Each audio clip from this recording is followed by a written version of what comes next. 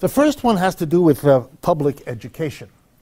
And recently, as happens from time to time, Americans interested in public education, perhaps these days frightened by the decline of public education in all different ways, ask questions, which is very good that they do, about how education is working out in other countries. And so I thought I would say a few words about the country that usually scores #1 in the world in terms of the quality and the quantity of the public education it provides its young people, because you might be interested in how it achieves that, what's the institutional way that it should be so remarkably and consistently at the top of every measure we have of the outcomes of a public education. The country is Finland. It's a Scandinavian country. It's up at the top all the time. No, still with the latest. I'm working off 2015 and 16, at least the data that I have. And so I thought, you know, what might be interesting, and whether or not it's at the top, these are interesting things about how it organizes its system. It has a philosophical approach, which it puts into documents. And one of the interesting components, I thought, is that they stress that it's more important to teach children how to cooperate than it is to teach them how to compete. That's an explicit theoretical and philosophical commitment. Life is about cooperation first and competition way down the line below that. I found that extraordinary.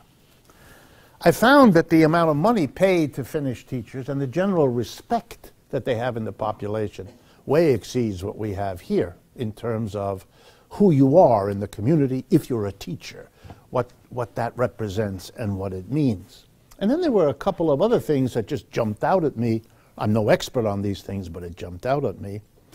The tuition at all public schools in Finland is 0. Let me do that again. All levels, higher education, high school, no tuition, 0. They're not the only country in Europe that does that, but they do that. And finally, they have a rule. The French have this too. No private schools.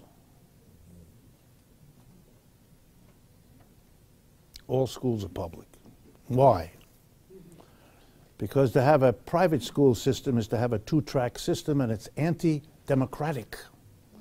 It means that the private schools become the location, the object of those at the top who find ways to supplement their budget.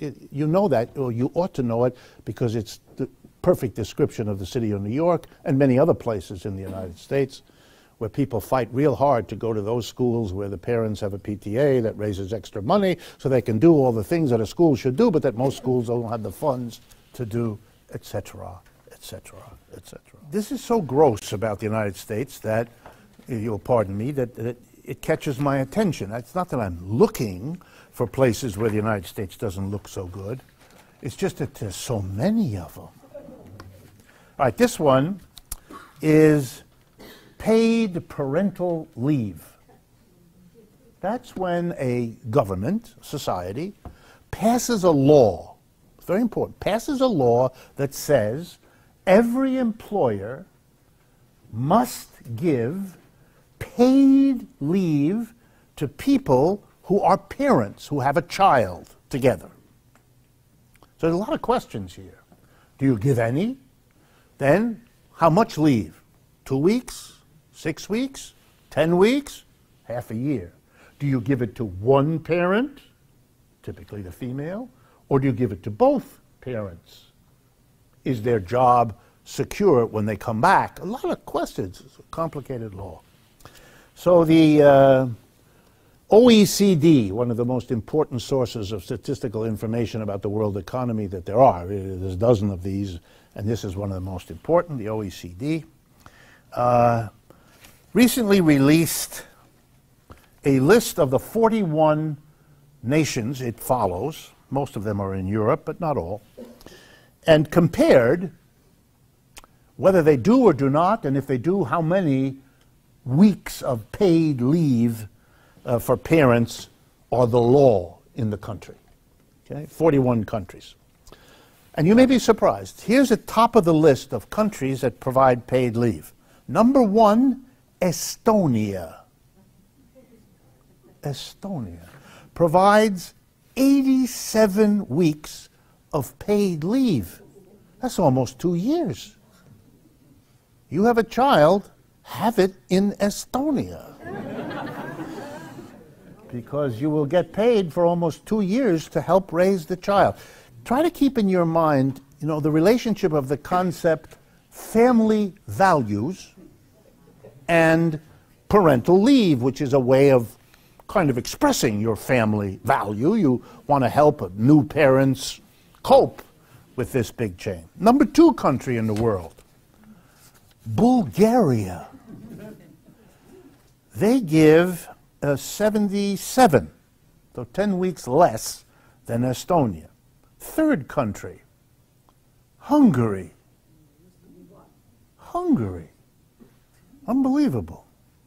Now, why would the top 3 out of 41 be 3 countries that up until recently were, get ready, communist countries? Might there be some relationship, you think? Might there be some vague connection? Might it have been in these countries that they had certain kinds of benefits before, which even though they don't have that kind of government, the new government cannot risk taking away? Because it would cause such an uproar? Maybe. 4th country, Japan. 5th country, Lithuania. There we are again. 6th country, Austria. 7th country, Czech Republic. Next country, Latvia. Next country, Norway. Okay, I'm not going to read them all to you. It takes too much time. I want to jump down to number 41. The only country that has, ready, no paid parental leave in its laws. You're here. The United States of America. The new tax bill, if any of you are interested, you come up here and see the statistics. There's a nice table, has all these green lines for how much parental leave you get, and at the bottom, circled in red, the United States has no green line because it provides 0. We're talking about the law. This doesn't mean that there aren't companies that give parental leave. They are. But it's up to the company. It can give it, it can take it away, and some do, many don't. But in these countries, it's not left to the preferences or whims of an employer. It's a law. Okay. The Trump tax bill going through right now, which has provisions that affect everything, in case you were wondering, there is absolutely nothing, either in the Senate version or in the House of Representative versions, which are being put together right now, that does anything about this. So not only are we the only country in 41 that provides nothing, but there's nobody in the United States Congress, at least in the people that are in charge, that thinks this is worth doing anything about whatsoever. The tax bill. First of all, and I want to thank the person, I won't mention who it is, who provided me with a prop, which I'm about to show you. Ready? This is the tax code of the United States. It comes in 2 volumes. This is part 1, and this is part 2. Dated summer 2016, the last time we had a revision. So, okay, you with me? This is what the ladies and gentlemen of the United States Congress are adjusting. Okay? How many pounds? Each one of these is maybe 8 or 9 pounds. So this together, almost 20 pounds of hair. And poundage is probably as good a way to get at it as any other. Why do I show you the prop? Because, to be brutally honest with you, having provided testimony both at, well, no, I've never done it at the federal level. I've only provided testimony at state legislatures. If you provide testimony at a state legislature, one thing that happens to you is you come into personal interaction with state legislators. And for this, you need much help. Because whatever disappointments in life you have endured before, stand as nothing when you confront people who have extraordinary power to make and change laws that you have to live with, who gave as much attention to the law they just signed off on as you gave to the advertisements at the back of a free magazine that was thrown on your lawn last week. They don't know, and they don't care. They got to the legislature because they have a small travel agency in Dipsy-Doodleville, which is in that area. And they're not doing real well, and they need more customers. So they joined the local church and became an avid member of the Bible study class, in the hopes that the people they met there would be taking trips for which they would need a travel agent. And then they got the better idea, run for office. A lot more people get your name than if you just take a Bible class. So they run for office, and now they are state representative something. And people pay attention to them, and they become well known. And they enjoy that, and their business prospers. And they become a state senator because the business prospers more. And they're very active. But time to spend going through this, they don't want to. This is very, look at the print here. This is lots and lots of pages of really little print. And this is as interesting as, you know, last week's wet noodles. This is unspeakably boring. Plus, you need to know technical stuff to make heads or tails of it, and they don't have any of that. That's not required to be on the tax writing committee, either at the local or the state or the federal level. Do you know that the new tax law, which is just as complex as this one, has been available in its entirety to the people in the Congress for 2 weeks, during which time they had many other things to do. And they didn't have the time. Many of them complained about it. Not just Democrats, Republicans also complained. You're giving us this. The truth of the matter is, it's usually given to them kind of late. And even if it were given them 2 weeks earlier, you think it makes much of a difference? Stop. This is a technical document. Who writes it? Technically, people employed by the committees of the Congress that are in charge of this, people like me, PhDs in economics, accountants, lawyers, stuff like that, get together and they write it. They get instructions from the political people. They write it. While they are writing it, they are besieged by people with a very good idea of what needs to be done. And often the supervisor, the actually elected official, tells them, to his technical people, you talk to this one with good advice, not that one. And you talk to that one. What is that about? Those are people are called lobbyists.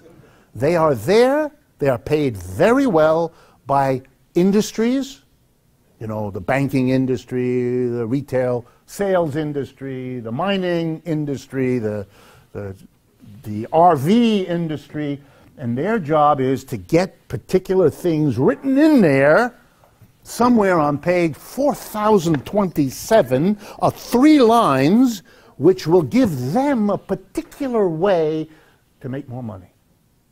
It's worth it to pay a lobbying firm $3 million a year to get those 3 lines in this book. Why? Because those 3 lines will make millions for the RV or any other industry, and compared to that, $3 million to the lobbyist is one of the best investments you could ever have made. It gets written by the lobbyists because they're the ones on top of the detail, because they're the best paid, much better paid than the technical writers. They're the ones. And so the technical writers, to save time and energy and pressure, get a press release from one of these lobbyists, and they just copy it into the law. I've seen it. I mean, copy. I mean, photocopy and stick it in there. So what does this law do? Very quickly. The fundamental purpose and function of this law is to redistribute income and wealth from the middle and the bottom of this country to the top. If you don't understand that, you're not paying attention. Even my Republican colleagues, economics professors that I know, understand that.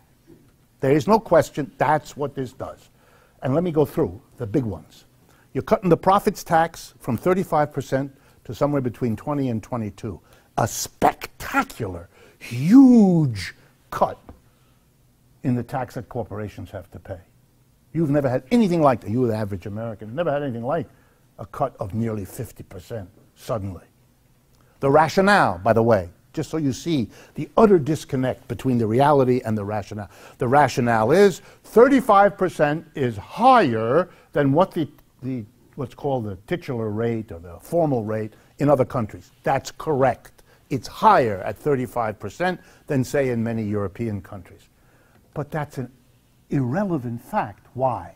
Because in the United States, unlike those countries, there are a whole set of things called deductions and exemptions, things that are legally usable by a company to reduce its profits in terms of what is taxed below what the profits are to a taxable profit number.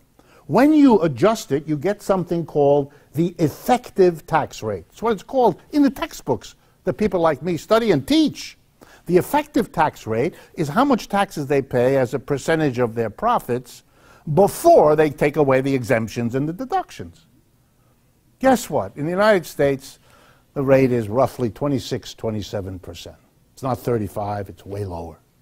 And guess what? The average in Europe, 26 and 27 is the same. There is no competitive disadvantage that American corporations face. So this is just a gift.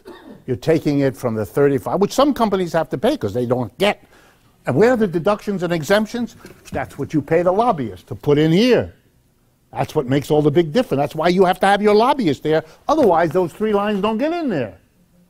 That's why they're there. And if you don't have a lobbyist, you're screwed, which is how you are here.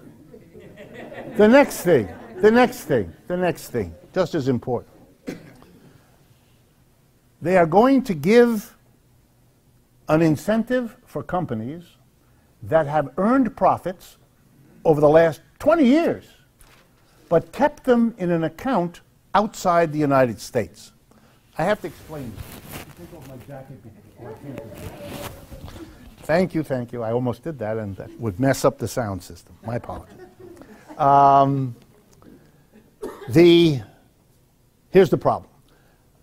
One of the nice lines written in here, not that many years ago, by the way, I think in the 1980s or 90s, a law was written by these companies which said, if you earn profits abroad, which in these days American companies do a lot of, and you keep the profits in an account overseas, you don't have to pay any profits tax at all.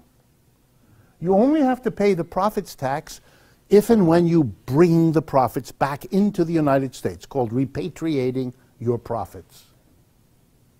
So companies that either do a lot of business abroad or can fake the documentation to make it look like they earn it abroad, and there's equal numbers of both, they don't pay any taxes until they bring it home. And so the Trump administration is saying, in order to get you to bring it home, we're going to give you a special deal. If you bring it home, say in 2018, you will only have to pay, and they're not negotiated that, 5% or maybe 10%. Now let's make sure we all understand. This is a reward for not paying taxes for 25 years because you didn't pay, because remember, for 25 years, we're talking trillions. Who are the biggest holders of money abroad? Some of you have seen these stories. Google, Amazon, what? Apple, all of them. The ones with the social consciousness, who are concerned about the country and its future, are robbing you blind. They don't pay anything.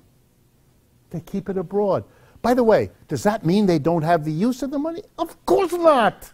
They put that money into an account in a bank in London. There's two ways they can get at that money to make use of it. A, as the owner of that deposit, they can tell the bank in London, this is what I want you to do with it. I want you to buy so many shares of General Motors. I want you to buy so many shares. No problem. None. And if they would like to spend it literally in the United States, here's the easiest way you do it. You go downtown New York into the office of Citibank, and you say to Citibank, I'd like a loan of $50 billion. They take you into a very nice room the minute you talk like that. And you get the loan. You know why? Because you put up collateral. What's the collateral? The money in the London bank is the collateral. So you have use of your money anyway. If you have a good investment, you will have already done it. Bringing that money back to the United States changes nothing. It's just a reward to them that allows them not only to have gotten away with paying the taxes all those years, but to now get rewarded by a special low rate because it sounds good to the American people. We're bringing the money home, and if we bring the money home, it'll be invested here. Folks, if there was a good investment here, they would have been able to do that long ago. They would have borrowed and invested. They're not going to do that. Back in 2004, we did this before. We've been through this. 2004, we also gave a tax holiday to people who companies who brought their profits back. Big promises that would create jobs. None were created. You know what they did with the money when they brought it home?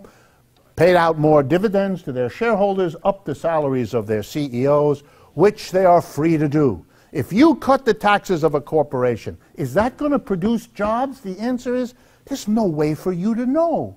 Because in a free private enterprise system, when you cut the taxes of corporations, they are free to do with the money they don't have to pay taxes on anymore, whatever the hell they want. Are they free to pay it out to shareholders as dividends? Yes! Are they free to pay higher salaries to their chief executives? Yes! Is it likely they'll do that? That's what they've been doing for 30 years. Of course it's likely. Why in the world should they use that money to produce goods and services? Because that's the Muhammad Yunus problem. They're not going to invest it because the American people can't buy it. And nobody else can either. That's why they're not investing. And if they do think there's something they can sell to Americans, they're going to produce it in China because it's more profitable. So if any of that money creates jobs, it will not be for Americans. It'll be for foreign people who produce goods and services.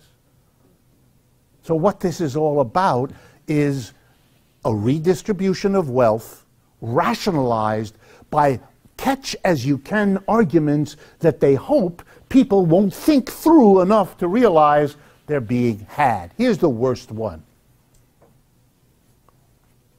The Republicans, sad as they are, have been busy for the last 25 years undoing the New Deal, undoing the vast collection of social welfare that was enacted in the aftermath of the collapse of the 1930s.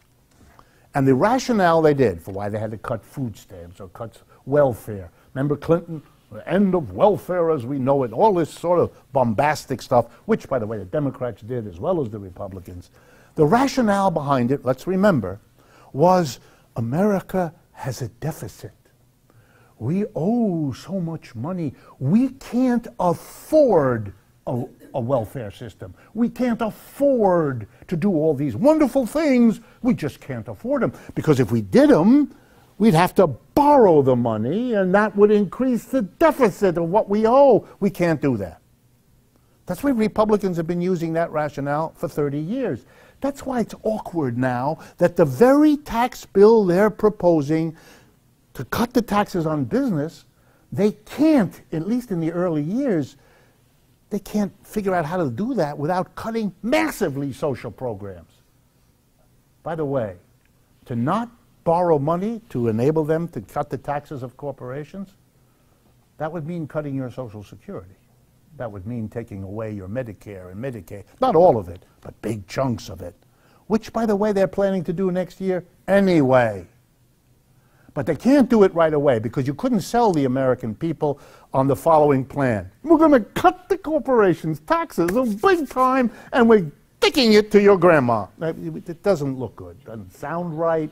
It will make people get unhappy. So they won't do it. Here's what they're going to do. They're going to keep spending roughly what they're spending this year, cut the taxes, and borrow the money instead. They're going to increase, by the Republicans' own calculation, they're going to increase the deficit $1.5 trillion over the next 10 years. The party that said that deficit was the worst thing you could have, so bad that you had to cut school lunch programs, is now itself a champion of bigger deficit. This is awkward. It makes mental giants like Ryan really have a hard time explaining to his constituents in Wisconsin how he just changed gear in mid-flight. Incredible what this is. But here comes the best part. When the government cuts the taxes on corporations and the rich, and then has to borrow the money to maintain what the government's programs are because it's not getting that money from corporations and the rich, it has to borrow the money. Where do you think it goes to get the money it has to borrow? The same people. Well, the only people who have money to lend are the companies that are not paying taxes to the same government. They, instead of paying taxes, will now lend it to the government. Now, I ask you, if I was a government official and I came to your house and I said, now I give you a choice. You can either pay your taxes, I take them from you, done, or I borrow the same amount of money from you, pay you interest for each of the next 10 years, and then give it all back to you. How hard a choice do you think that would be? That's what rich people are getting. A big, fat Christmas present. And you're paying for it. You, the audience around this country, and you here in the room, you're paying. You're paying in the form of a deficit, which Ryan is already saying next year will need to be the cuts in the entitlement programs for the mass of people because the deficit is so much bigger that they made to give these taxes. It boggles the mind. It truly does. In the little bit of time left, a couple of brief things, and then there's an announcement I need you to stay for. First, there is also an estate tax provision here. I really need to tell you about that. I've told you in the past, but it gets a laugh, and it's psychic relief, maybe. Under the law today, that is the law before it's changed, under the law today, the first $11 million that you and your spouse leave to your children is tax-free at the federal level. There is no estate tax on the first $11.5 million. So some of you are clearly smiling. Big relief, you don't have that worry. I assume that those of you that are not smiling are those who have more than 11. But don't worry. The Republicans and Trump want to either raise the amount you can pass without a tax, or, which many of them want, to eliminate the tax whatsoever. Okay? Now let's talk about that briefly. The richest man in America today is Jeffrey Bezos. He's the head of Amazon, and his wealth last week went over $100 billion. Just to give you an idea, there are 54 countries in Africa, 54, count them. Only 4 of the countries in Africa produce more goods and services in a year than Mr. Bezos owns. He is a bigger player in the world economy than 50 out of the 54 countries in Africa. Okay? Mr. Bezos has more money than the 16 poorest states in the United States produce in a year of the work of their citizens. This is Pharaoh. This is absurd. With the new law, Mr. Bezos will be able to leave the entire $100 billion without a federal tax to his children. It represents the end of any vague effort of the United States to break from the old Europe that it thought it was doing at the time of the American Revolution. You're creating here, and you're cementing into place, a hereditary ruling class. The wealth of this country, as it's concentrated in a smaller and smaller group of people, is now becoming hereditary. Their children will have it, and their children's children will have it. And if the rich have it, you and your children won't.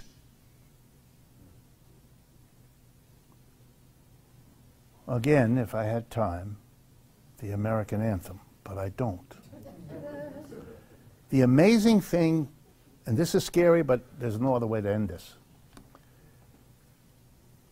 If this goes through, and there's every sign that it will, there'll be some adjustments, but it will within the next few days. The only promise really made to the American people that counts from this is that there are going to be real benefits to you next year, the year after. There'll be more jobs, there'll be higher wages. Most of the economics profession thinks nothing of the sort. Nothing of the sort. Now let's suppose the profession is right and the Republicans are wrong. On the one hand, they don't care because they're taking care of the rich people who put them in office and who pay them. And this is the return reward that those rich people get for their contributions. The Republicans are looking great with all the money. That's their political view. But if the mass of people are screwed, then the only real political question in America will be, how do you explain that? Whose fault is it? Where are you going to put your anger that you are not getting government supports at a time when you're not getting any improvement in your life? What's happening here? And then there'll be people like us, and I hope you're with me on this, who will explain it the way I've tried to explain it to you tonight, what's going on and why. But that's not the explanation that Mr. Trump can afford to give, and it's not the explanation that Republicans, because it would be self-destroying for them to say anything like this. They've got to come up with an alternative explanation for why they did what they did and it didn't have the good consequences for everybody else. Why the trickle down didn't happen. And they're going to have to blame somebody else, or else the blame is going to come on them. And people can get very angry if they've been screwed economically and someone explains to them, well, that's not all, friend. You've been screwed within your head as well, and you believed all that stuff, and you voted for those people, and you're now getting their thank you, which is a boot in the face. They're going to have to come up with another explanation for economic disaster. And they're going to revert, unless they're very unusual, to the way people in that situation have always reverted. They're going to find scapegoats. And you already know who they are. They are the immigrants. They are the African Americans. They are the people who aren't white. They are, you fill it in, the intellectuals, the urban people, the northerners. It doesn't really matter. It varies. It's that those people have done it to us because they've got to come up with something. And if the rest of us fight back, then this country dissolves. And you ought to worry about that, because that's not a pretty prospect. But it is the kind of relentless dead-end corner into which the society